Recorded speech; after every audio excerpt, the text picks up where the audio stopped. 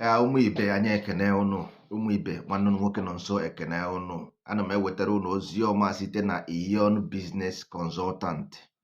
Anyị nwa bụ Iyon Business Consultant. Afa m bụ nso Ejirika, the Managing Director of Iyon Business Consultant. As a profession, I am a consulting manager of Iyon Business Consultant.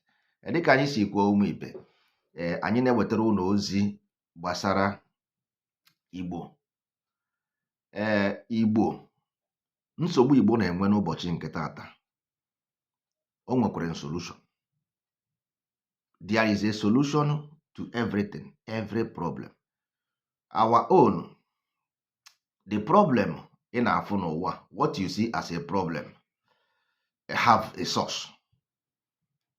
As we, anyị nwa na onwe anyị bụ, our profession bụ to solve problem. Any business consultant, no. As we said, first of all, we have to go back to basics based on professionalism. What about onyecho, if you like, whatever you like, you said imaginary concept. No. We based on observable truth, scientific. Ihe ejighị enyo ele. Asị na nwaanyị dị ime anaghị eji enyo ele. Ihe agba n'aka anaghị eji enyo ele. Dịka anyị si kwuo, the Igbo problem is a universal problem. I can give you uncountable witnesses or examples.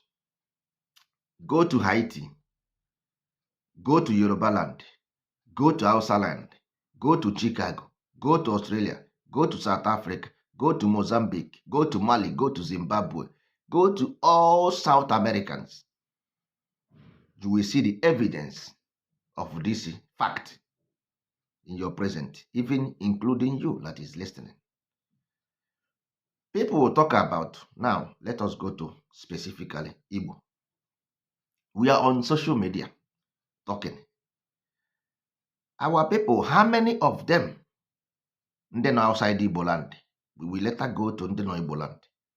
How many of them can go to their villages where they came from and move around, eat from neighbor's house as it used to be? Ka ọ dị na mbụ. Mmadụ one nwere ike ịga na village today, gaa na their neighbors rie nri? Ọ dịghị m chọọ na ha ga-ehi nri. Ka ihe ka ọ sụrụ ya mistrust. Oche na onye a na-egbu ya, oche na onye ọbụla che na ibie na-achọ igbu ya. Chefuzie na enwere ihe nwanne. Kedu isi ihe nwanne aha? Where is the nwanne? That means the nwanne have lost. Anyị hapụrụ ihe na-achụ anyị na-achụ ihe ọzọ. That is the problem. We leave what is pursuing us and pursuing something else. That thing na-pursue anyị ga-egbu anyị, because if we mahụ na ọ na-abịa, you don't see the danger. The danger is disintegration. The danger is disintegration. We are just fighting the enemy. But ever since 1967, the properties lost, Igbo. All your freedom fighting, the properties lost, Igbo. The people die, Igbo. So, it shows you that all about you fighting freedom is about spiritual problem that you are encountering as a people, as a race. Because if it's about freedom, you will not be destroying your own property. It doesn't make any sense. And people will justify it that before you can do something, people must sacrifice. What does sacrifice have to do with you destroying your own property? It doesn't make any sense. It's not about fighting a freedom. It's about who is it affecting. That is what we're saying. Onye ka ọ na-eme affect. Now, we come back to the basics. Every human being was born out of this earthly element. Facts and figures. Scientific proof. Go and do your own research. And this element is a borrowed element from the earth. Because human being is a program. So we are programmed to receive. is a receptive program. So only this element, dangerous element, electricity, hydrogen, nuclear power, all those things we are used to create a human being. Based on when the human being, after creating this human being itself, ga-agba gbara onwe ya, gbapụta onwe ya from that bondage. Ọ ga-agbapụta onwe ya from the bondage.